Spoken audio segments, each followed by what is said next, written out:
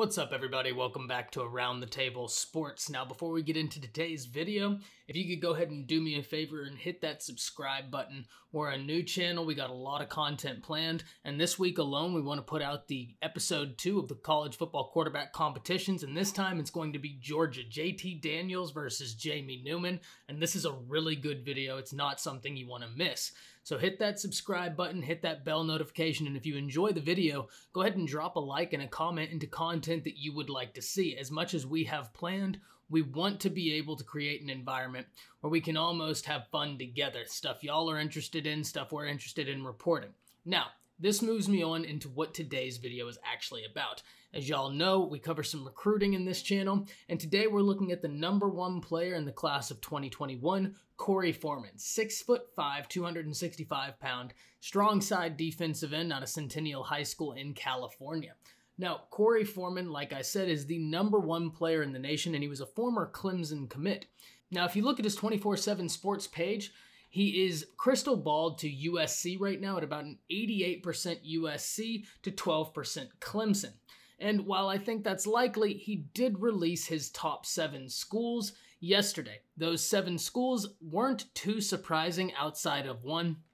So I want to get in today, talk about who Korey Foreman is, his recruiting process, these top 7 schools, and where I think is most likely for him to land. Now, first off, let's get into these top 7 schools. In no particular order, we have LSU, Alabama, Clemson, USC, Georgia, Oregon, and Howard. Now, 6 of those schools should come as no surprise to anybody. However, Howard was the new addition, and that was a little bit surprising. However, I think it's pretty awesome. There could be a trend of these kids going to these HBCU universities instead of Power 5. And in the case of a guy like Korey Foreman, when you're already the #1 player in the nation, we know who you are. And so you going to one of these HBCUs, it's not like people are going to just completely forget about you and you're not going to get drafted. No, when you're this talented, you're going to get drafted. Specifically a guy that, according to 24/7 Sports, is comped to Cameron Jordan. And when you watch the film, you easily see why. I mean, he is incredibly talented. And I think it's really awesome that he is considering Howard University. I don't know that it's incredibly likely that he goes there, but I will say this. If Korey Foreman decides to not go Power 5 and attends Howard, expect to start to see a trend, kind of like we see in basketball right now. Instead, in basketball, it's kind of some of these kids are going overseas instead of going to college. But look to trends, because kids are now starting to realize that if they're talented enough and if they can self-promote enough, they're going to get drafted. I mean, you can just look. Khalil Mack came from Buffalo, and now he's one of the best NFL players there is. So you can come from anywhere as long as you have what it takes, and this is a guy that has what it takes. But let's get into the other 6. I'd like to start off with USC, as they are the favorite right now.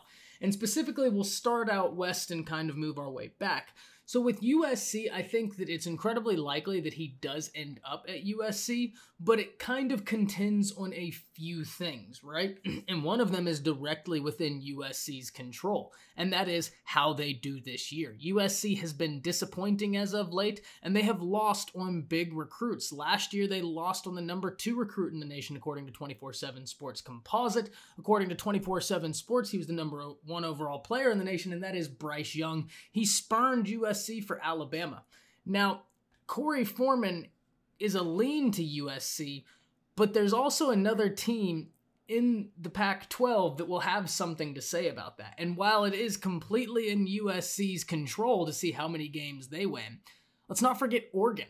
And Oregon is coming off of 3 recruiting classes that surprised everybody, starting with Kayvon Thibodeau a few years ago, grabbing the #1 player in the nation. That cannot be understated. What Mario Cristobal is doing there is really, really intriguing to watch. If you really like college football and you're really into it, definitely tune into some Oregon this year. Their quarterback situation is kind of up in the air right now, but in the class of 2021, they've solved that. Ty Thompson received a lot of praise coming out of these Elite 11 camps, and when you watch his film, he's a guy that definitely will develop into a scary college quarterback.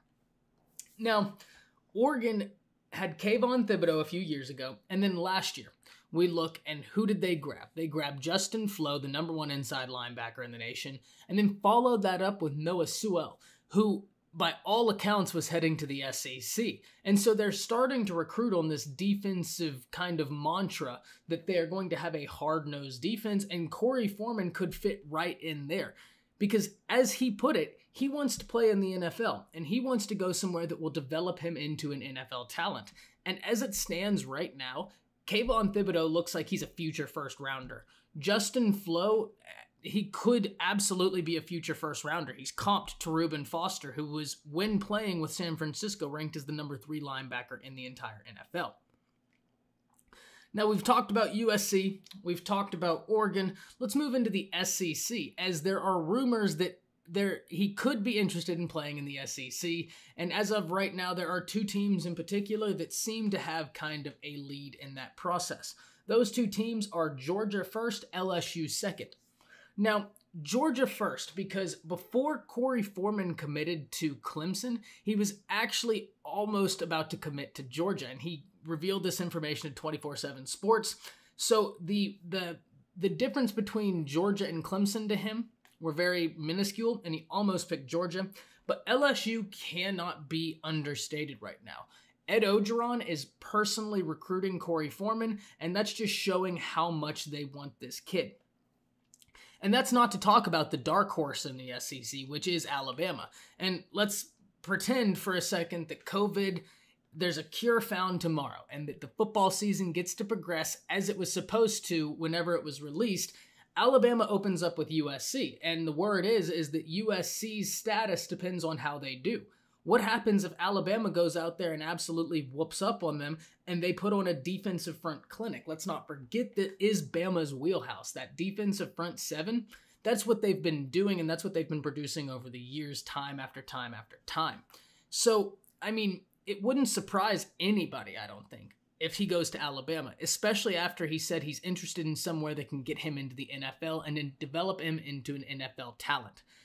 If I had to pick, though, I think that USC is intriguing. I think that Oregon is intriguing. And really, I think that there are a lot of teams right now that have a fair shot at Korey Foreman. I understand the crystal ball has him almost as a lock to USC, but I think that this recruitment is wide open. He said that he wants to take his recruitment into December, and because of that, I think that this is pretty wide open. Now, he was a one-time Clemson commit and decommitted earlier this year. Rumor was as he decommitted because of the recruiting policy at Clemson that once you have committed to them, they really don't like you taking other visits.